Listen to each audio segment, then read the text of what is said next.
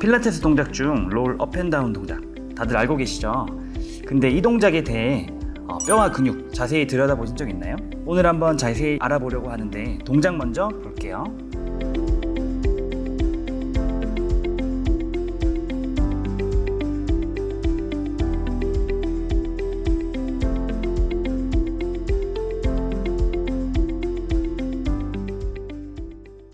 움직임 먼저 보고 오셨어요.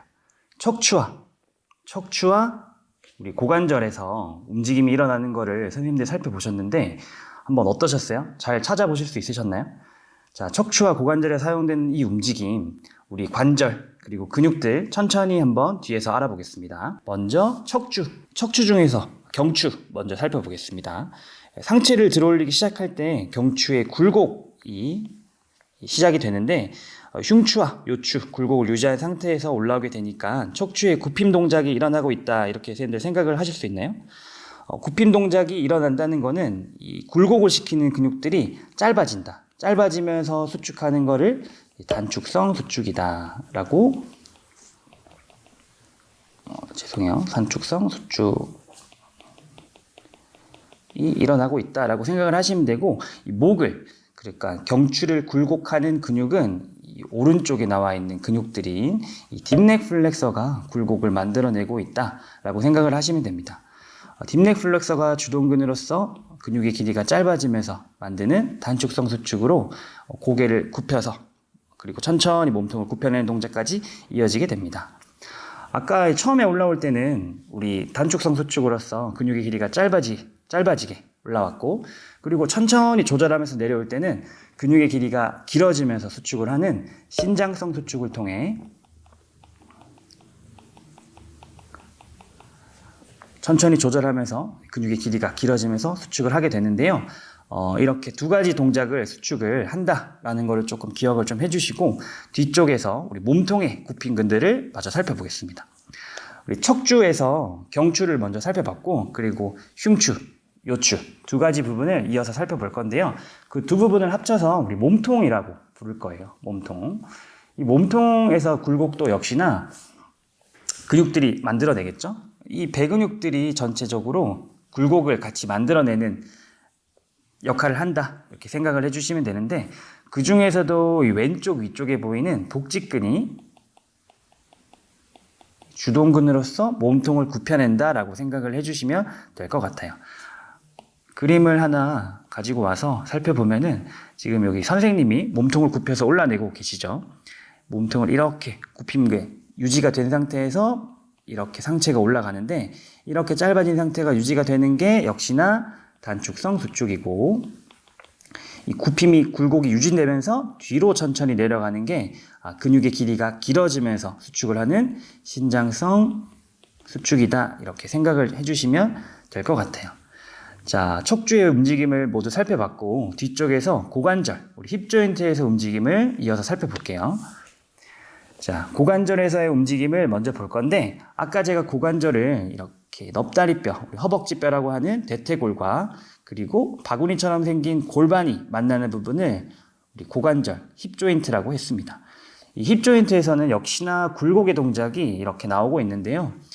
굴곡의 동작, 굽힘의 동작이 나오는 부분이 우리 옆에 보시면 장요근이라고 하는 근육 중 대요근이다라고 생각을 해주시면 될 것 같아요. 이 대요근이 짧아지면서 천천히 몸통이 올라오게 되는데, 특히나 이 마지막 동작 부분에서 이 몸통의 굽힘은 유지가 되고 조금 더 앞쪽으로 밀어내는 동작, 이 동작에서 고관절이 조금 더 굽힘된다, 그러니까 플렉션 된다라고 생각을 해주시면 좀 더 이해하시기가 쉬우실 거예요. 자, 이렇게 앞쪽으로 가셨다가 이제 뒤로 천천히 올 때 근육의 길이가 길어지면서 천천히 수축을 하고 있죠. 역시나 앞으로 갈 때는 이제 단축성, 그리고 뒤쪽으로 갈 때는 신장성으로 수축을 하고 있다, 이렇게 이해를 하시면 될 것 같습니다. 자, 이제 뒤쪽에서 롤업 다운 동작에 대한 보상작용을 살펴볼 건데, 지금까지는 제대로 된 동작을 알려드린 거고, 이 동작이 제대로 되지 않으면 어떻게 되는지 천천히 살펴볼게요. 자, 롤 업 다운 동작을 할 때 턱이 당겨지지 않고 들린 채로 유지가 되는 게 바로 첫 번째 보상작용입니다. 턱이 이렇게 들린 상태에서 이 동작을 수행하는 회원님들이 계실 거예요. 그런 분들은 아까 이제 경추의 우리 굴곡근이 뭐였죠? 그렇죠. DNF였죠. DNF가 제대로 활성화되지 않았다. 이렇게 생각을 좀 하실 수 있나요? 자, 그렇게 되면 목에 과도한 펴이 유지가 되게 되고 목에 손상이 생길 수 있습니다. 뭐 손상뿐만 아니라 다른 통증이 생길 수도 있겠죠. 그래서 선생님들께서는 턱을 조금 더 당겨내라는 티칭을 하시거나 아니면 턱을 좀 눌러주시는 큐잉을 통해서 이 동작을 같이 도와줄 수 있는 부분이 될 것 같아요.